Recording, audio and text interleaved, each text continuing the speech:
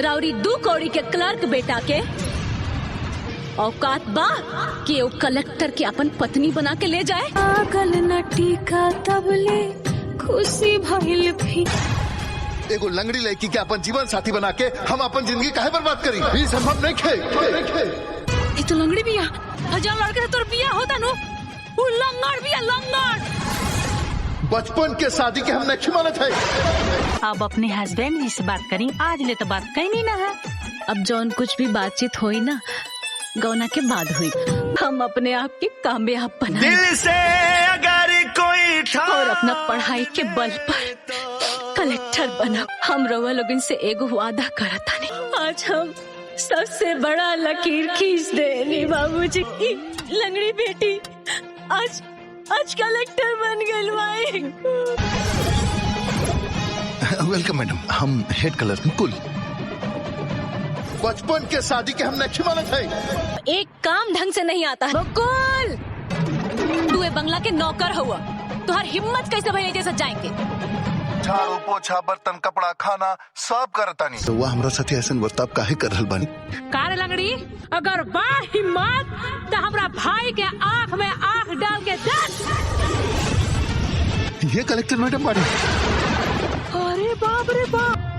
बकीर हमारे एगो शर्त बा, वहाँ उतने लोग के सामने सरेआम रहो लोग इनके माफी मांगे के पड़ी। हमरा से बहुत बड़ गलती हो गई ममता, हमरा के माफ करता। हमरा वह लोग से हाथ जोड़ के ऊ गलती के माफी मांगता है।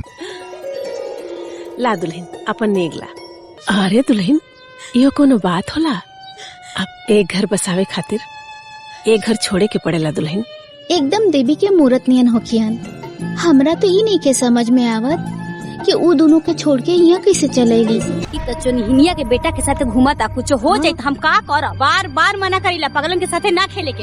एक बार समझाविला तो ना समझ में आवेला तोके। परेशान होके के कोनो जरूरत ना बा।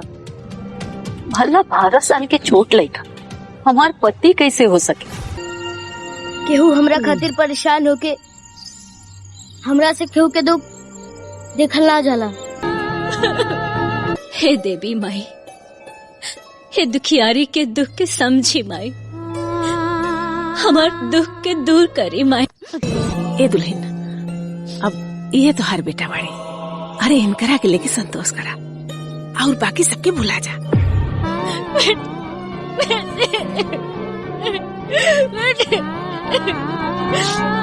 बेटा, यहाँ के तोहर दादाजी हैं, जा पैर छुआ जा। 1 हफ्ता का टाइम दे पार्टी। 1 हफ्ता के बाद ना ये लोग यहाँ दिखाए के ना चाहिए, न तो हमसे बुरा क्यों ना हुई। दादी कहेली कि 4 दिन में वापस जाएगा होखी। बिटिया, तोहनी की सेवादारी के ना हमरा की जरूरत नहीं के, बुझली? जाए जैसे लोग पीला ना दादी, प्यार से रहल बानी। चुप रह, जौन भाई। अरे हमने के हाथ में थोड़े बा। कातरालिया के ज्योतिषी के पास गए रहा लोग। वहाँ पे बिया करके हमने कोनो गलती तो ना कर देली जी?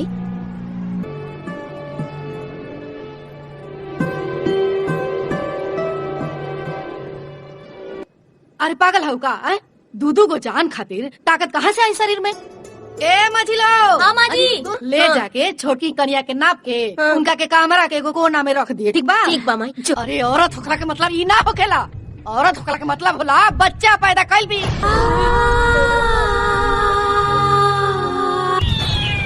जैसन हम बेौलाद वैसन हम ओकरा के बेौलाद करब। ई घर में बच्चा के किलकारी ना गूंजू।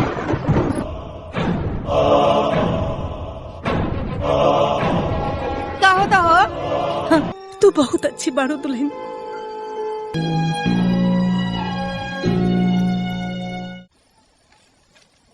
कि हम बात करने वाले हैं, काफ़ी ज़बरदस्त स्टोरी लाइन पे आधारित फिल्म बनाई गई है।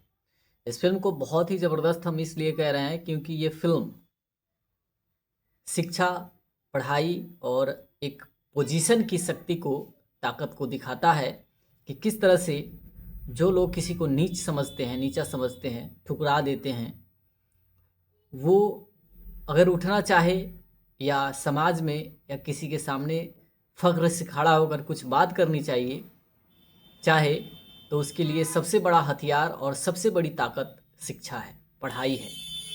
वहीं इस फिल्म में दिखाई गई है, फिल्म काफ़ी ज़बरदस्त है। फिल्म का नाम है कलेक्टर साहिबा, और ये कलेक्टर साहिबा एक बहुत ही अच्छी खासी कहानी है इस फिल्म की।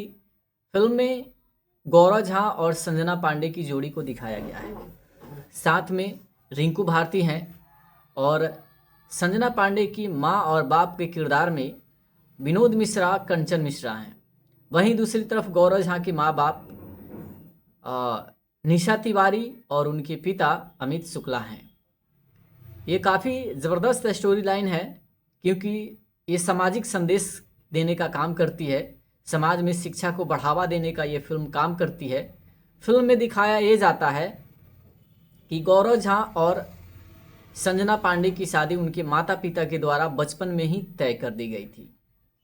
ये या तो आप पूरी फिल्म देखिएगा, हर चीज़ का पता चल जाएगा, या तो अमित शुक्ला और विनोद मिश्रा दोस्त होंगे या किसी रिलेटिव से रिलेट करते होंगे, कुछ ना कुछ इन लोगों के बीच में थी, जिसकी वजह से बचपन में ही इन्होंने अपनी बेटी की शादी उनके बेटे से करने की जुबान दी, और उन्होंने अपने बेटी की शादी इनसे करने की जुबान दी। जब जुबान दे दिया गया था तो शादी समझिए दोनों की फिक्स थी। दोनों फैमिली वाले खुश थे कि हमारी बेटी की शादी तय है, लड़के वाले जान रहे थे कि हमारे बेटे की शादी तय है, लेकिन शादी नहीं हो पाती है।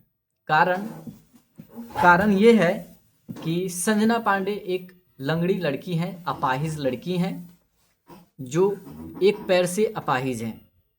दरअसल शादी तय होने तक की बात ख़त्म नहीं होती है, बात यहाँ उनके अपाहिज होने की आ जाती है। हालांकि गौरव झा को ये सारी चीज़ें पता नहीं थी, और इसके साथ साथ फैमिली वाले हो सकता है उनके माँ बाप जानते थे कि वो भी नहीं जानते थे, ये समस्या थी। अब बात ये होता है कि शादी का समय दोनों का हो चुका होता है, दोनों बड़े हो चुके होते हैं, जवान हो चुके होते हैं, शादी का समय आ चुका होता है, और शादी को लेकर इनके माता पिता बातचीत भी करते हैं, दिन तारीख भी तय होती है, सब कुछ क्लियर्ड होता है, और फिक्स तारीख को इनके घर यानी संजना पांडे के यहाँ बारात लेकर गौरव झा पहुँचते भी हैं। सारे मेहमान शरीक हुए होते हैं शादी में, हर रिलेटिव के लोग, फैमिली मेंबर्स, हर कोई रिश्तेदार आए होते हैं शादी में, बारात भी धूमधाम से आती है। तभी लड़की को सजा धजा करके लड़की वाले उनके घर की औरतें लेकर आ रही होती है मंडप के लिए। तभी उनको आते रिंकू भारती देख लेती हैं, चलते हुए देखती हैं कि अरे ये तो बैसाखी से, ये तो लंगड़ी है। दौड़े भागे अपने भाई से जाके कहती है, भाई तुम्हारी शादी जिस लड़की से हो रही है वो लड़की अपाहिज है, लंगड़ी है। इतना सुनना था कि गौरव झा की हालत ख़राब हो जाती है, पैरों से ज़मीन खिसक जाती है, और फिर ये सोच में डूब जाते हैं। तभी ये कहते हैं कि बचपन में तय की गई शादी को मैं अभी नहीं मानता, मैं उस अपाहिज और लंगड़ी लड़की से शादी करके अपनी ज़िंदगी ख़राब नहीं करना चाहता, मैं उस लड़की से शादी नहीं करूँगा। दरअसल बात यह है कि गौरव झा एक कलेक्टर ऑफिस के क्लर्क होते हैं, इनकी पोजीशन भी ठीक ठाक होती है, और इनको खुद पे घमंड तो नहीं, हालांकि जब मामला बचपन के रिलेशन का है तो पहल करनी चाहिए थी, उनके माँ बाप की भी गलती है इसमें, या इन लोगों को भी बताना चाहिए था। लड़की वालों को तो पता नहीं है कि वो जानते हैं कि नहीं जानते हैं, लेकिन उनके माँ बाप को आकर एक बार मिलना चाहिए था, या इन लोगों को भी बताना चाहिए था कि ये प्रॉब्लम्स है, ये दिक्कतें हैं, पर किसी ने कुछ नहीं बताया किसी को, और यूं ही बारात चली आई। लेकिन यहाँ बारात आ करके शादी करने से गौरव झा साफ इनकार कर दिए कि मैं ये शादी नहीं करूँगा, मैं ये शादी नहीं करूँगा। उन्होंने साफ साफ मना कर दिया और बारात वापस लेकर जाने लगे।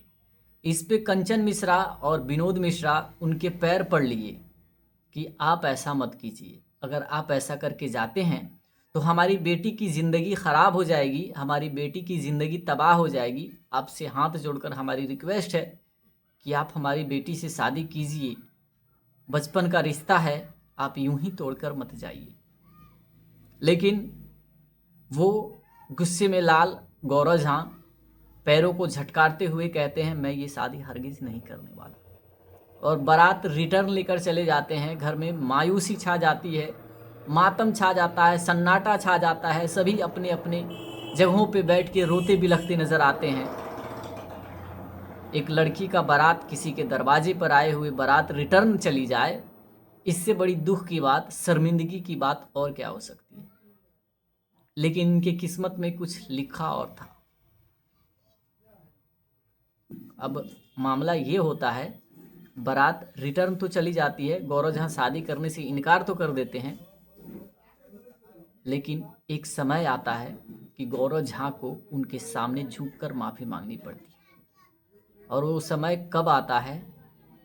जब वो कलेक्टर साहिबा बन जाती है। मामला ये है कि जब शादी कैंसिल करके चले जाते हैं, बहुत शर्मिंदगी होती है इनके पूरे परिवार को। तब एक निर्णय लेती हैं संजना पांडे कि मैं पढ़ लिख करके एक ऑफिसर बनूंगी, कलेक्ट्रेट की तैयारी करूंगी, मैं एक कलेक्टर बनूंगी। और अपने माता पिता से ये बात कहती हैं। इनके माता पिता भी इनके साथ राजी होते हैं। वो कहते हैं बेटी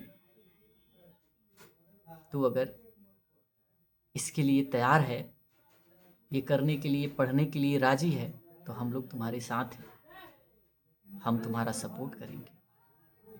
और फिर बहुत ही शिद्दत से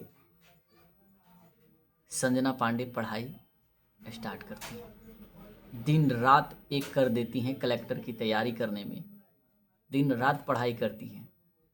और ऊपर वाले पे भरोसा भी है, खुद के मेहनत पे इनको विश्वास भी है। एक लड़की होते हुए भी, वो भी अपाहिज लड़की, अपनी बुलंदियों को छूने का काम करती है। हिम्मत इनके अंदर वो होती है, वो जज्बा होता है, इनको यकीन होता है खुद पे कि मैं इस काम को पूरा कर पाऊंगी, मैं कलेक्टर बन के रहूंगी।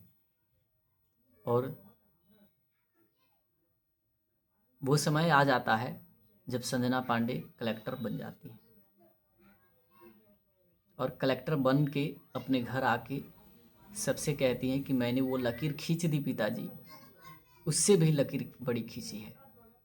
कहने का साफ मतलब था उनका कि वो कलेक्टर ऑफिस का क्लर्क है, तो उसे इतना घमंड था, आज मैं खुद कलेक्टर हूँ, मैंने उससे भी बड़ी लकीर खींची है। आपकी लंगड़ी बेटी ने कलेक्टर पास कर लिया, कलेक्टर बन गई पिताजी। सभी के चेहरे पे मुस्कान, खुशी, पूरे घर में खुशी का माहौल।